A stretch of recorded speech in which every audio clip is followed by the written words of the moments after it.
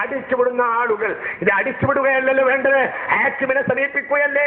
അതുകൊണ്ട് വിശ്വാസികളെ വളരെ ആലോചിക്കണം. വ്യഭിചാരം വളരെ നാശമാണെങ്കിൽ വ്യഭിചാരത്തെ പോലെ വളരെ നാശമാണ് വ്യഭിചാര ആരോപണം. അള്ളാഹു നമ്മെ കാത്തുരക്ഷിക്കുമാറാകട്ടെ. അപ്പൊ ഞാൻ അവസാനിപ്പിക്കുകയാണ്. സ്വഹീഹുൽ ബുഖാരി, സ്വഹീഹ് മുസ്ലിം, ഹബീബായ റസൂലുള്ളാഹി عن ابي هريره رضي الله عنه لا يزني الزاني حين يزني وهو مؤمن.